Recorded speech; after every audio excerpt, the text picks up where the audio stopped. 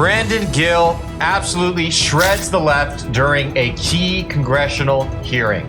Folks, I think you're going to enjoy this. Brandon Gill, no secret at this point, he is an up-and-coming MAGA star. The dude is on point. He's very smart. He knows how to tear the Democrats a new one, and, you know, it's fun to watch. So without further ado, we are going to get right into it. But first, do me a big favor, like our video and share it around, so that way we can make sure we keep bringing you all this great, hard-hitting content. And as always, Patriots, I'm your host, Darian, and this is Resist the Mainstream. Ranking member yields back. And with that, I believe that Mr. Schmidt, you're going to yield your time. Is that correct?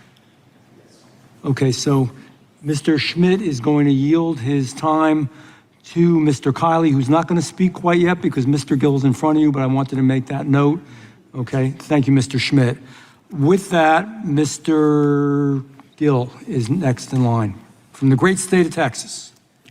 Thank you, Mr. Chairman, and thank you for putting this hearing together here and helping us continue to identify waste, fraud, and abuse that we can cut out of our federal budget, particularly abuse that is pushing left-wing pet projects. But before I jump into that, I'd like to address something that one of my colleagues on the other side of the aisle mentioned earlier about gender equity. I find it particularly amusing that the party who doesn't know how many genders there are to begin with has the gall to lecture us about gender equity. But if we want to talk about gender equity, let's talk about it. Which party believes that men should be using women's bathrooms? It's not this side of the aisle, it's the Democrat Party. Which party believes that men should be playing in women's sports? It's not this side of the aisle, it's the Democrat Party. Yeah. Which party believes that our tax dollars should fund transgender surgeries for minors? It's not this side of the aisle, it's that side of the aisle. And those are things that they don't like to talk about because they know how wildly unpopular they are with the American people. But that is the reality, and that's what we are up against right now, is a Democrat Party that is pushing some of the most wild and perverse social programs on the American people. I'm going to let you guys in on a little secret. This is basically the only reason I have voted Republican. All right, allow me to explain. The GOP has betrayed us on so many major issues, and I think it's important we talk about it because it seems like just about nobody on the right wants to, bar a few people. You know who the real ones are. Let's be real. I would argue the GOP largely has betrayed us on the economy. I mean, what has been done to curb inflation? Okay, yeah, okay, the price of eggs dropped a little bit. A big deal. Gas is still expensive, rent's astronomical, mortgages are insane, interest rates are high, all right? It sucks. Try being a young person in today's economy. Not that easy. They've possibly failed us in deportations. Last I checked, there hasn't been any deportations data posted by ICE since Trump has started his term in office for 24. What gives? Okay, that doesn't make sense. I want to know, are there raids happening? Are there arrests happening? Yes, obviously, that's great. How many people are actually being deported? Okay, I want to know. And we, the American people, deserve to hear the answer to that. They certainly betrayed us with the mass migration we have coming into our country now. I mean, it's insane. You know, back when Trump first ran in 2016, he said he was going to cut all immigration, legal and illegal. And that's important, all right, because we have too much legal immigration too. To give you an example, in the year 2022, I know Biden was in office, but we had 2.5 million people come into this country. That's the population of Chicago moving into America legally, all right? And we had illegals come as well. Whoop-de-doo, lucky us. It is not sustainable, okay? Especially when you have so many Americans who are struggling, all right? So many American people can't get jobs in the white-collar sectors. It's getting impossible. And I'm not gonna say it's the only cause of it, but H-1B visas certainly don't help. We hear all this propaganda, including from Republicans, by the way. Oh, H-1B, it's so great. It's only the most high skilled. It's for doing jobs Americans can't do. All right, excuse the language, but it. I'm sick of hearing that. Final thing, every time I raise these thoughts, I get so often attacked by people who say, well, so what are you gonna do? Vote Democrat? No, dummy, all right? That's not what I'm arguing. I'm just saying, hold their feet to the fire. The GOP is here to serve us, or at least should be.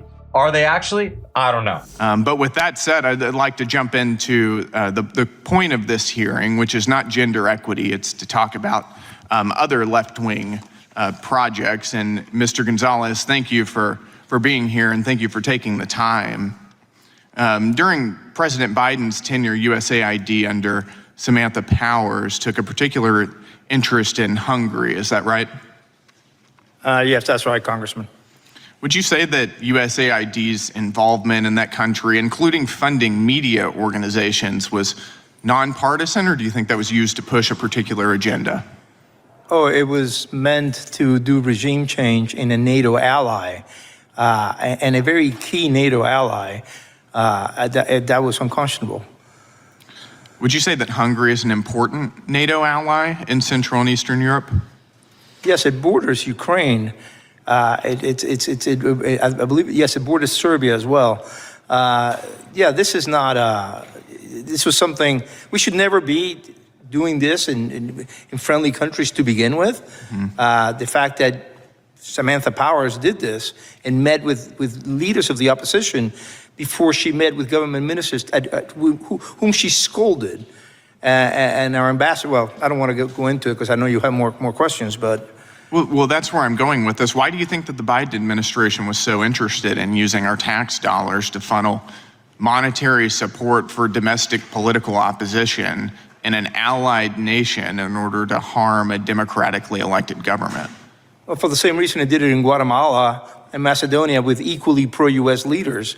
It just didn't like conservative governments that were trying to do things like fighting for life, fighting for demographic growth in all these countries, disagreed with their foreign policy. All these leaders were also very pro-Israel, pro-Taiwan, in the case of Guatemala.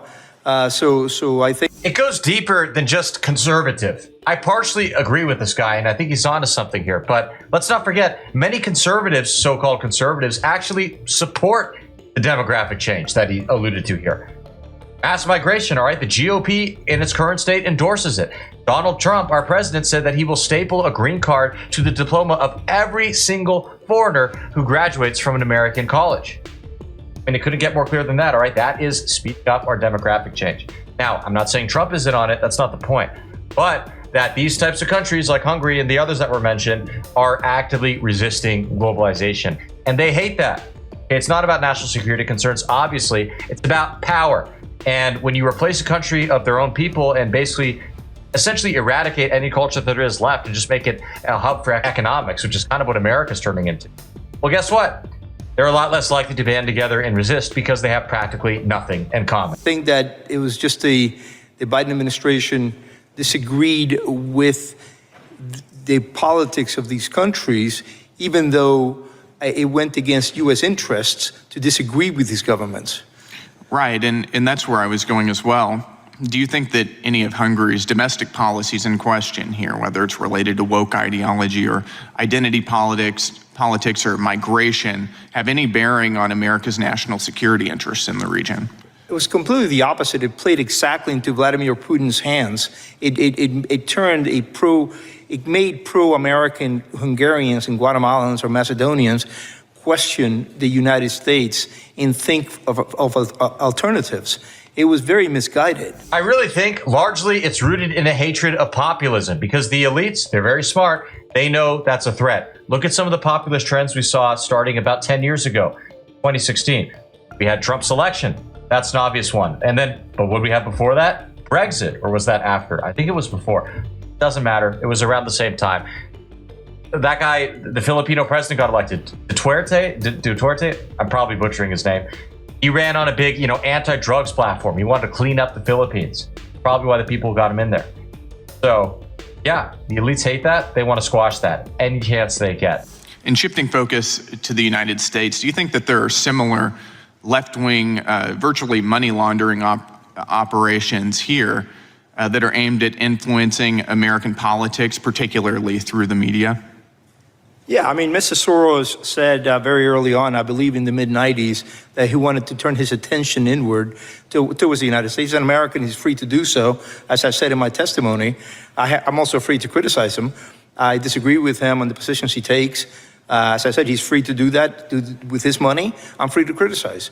Right, and I think we can also look to taxpayer-funded propaganda outlets like NPR and PBS as well. I believe that's playing out today in the Senate, yes.